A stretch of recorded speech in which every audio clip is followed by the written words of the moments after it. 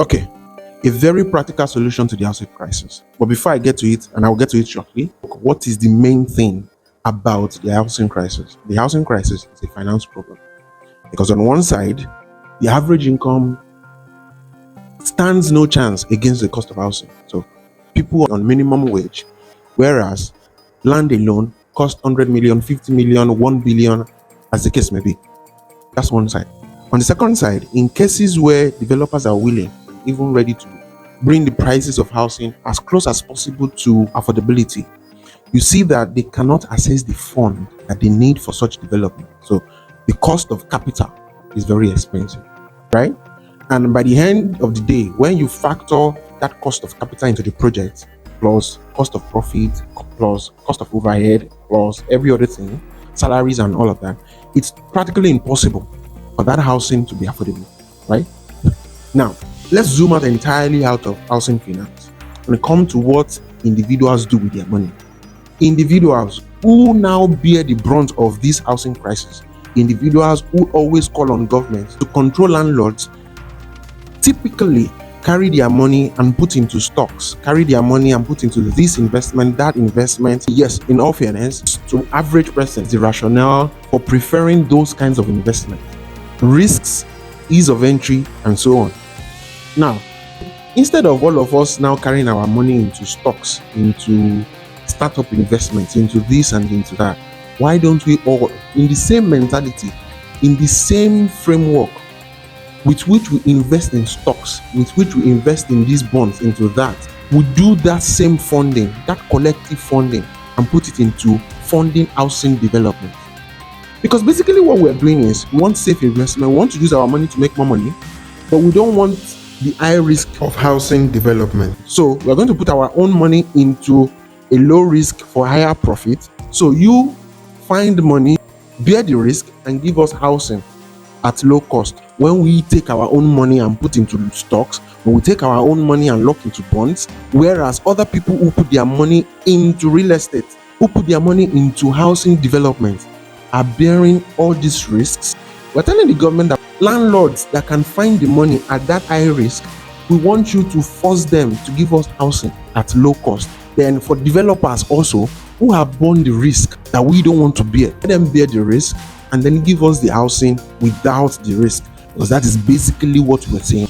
So the solution is the same way we pull it and throw it into Dangote cement, throw it into Dangote refinery, we pull this capital and fund housing. And what we do that, what we basically do is, first of all, we control the development of our city, access and equity in how the city is developed, planned and built.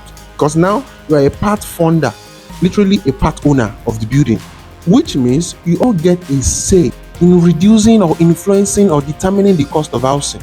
Because basically, the same way you've been a shareholder in those businesses, a shareholder in the stock market, you then become a shareholder in the affairs, in the matters, in the development, in the funding, in the management of such property, of such building. And so you get a say into how the affairs of such property, of such housing is coordinated. You can control rent, you can influence decisions around the cost of housing.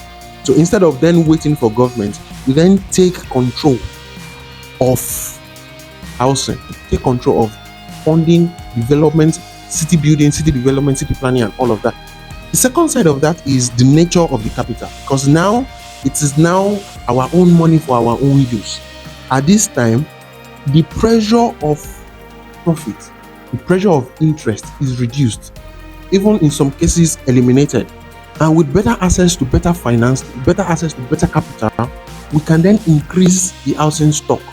By increasing the supply of housing, we can consequently bring down the cost of same housing. So, as always, this is not against investing in stocks. This is not against doing what you wish with your money. This is just making you see that as a result of all of us running from the risks of real estate, we are consequently pushing ourselves out of that market, pushing ourselves out of city planning, city development, and city control, and then also removing ourselves from how our rent is structured, how financing is done, and basically by moving capital away from housing, we are directly contributing to the high cost of capital and directly influencing the high cost of housing. Yes, we can also decide to wait for the government, whether it will take 20 years, 30 years, 40 years to build another 100,000 units, while the country needs 28 million housing units. But by collectively taking charge of this matter and then saying we want our capital to work for us, to create housing for us, and if in the process we make money, fine.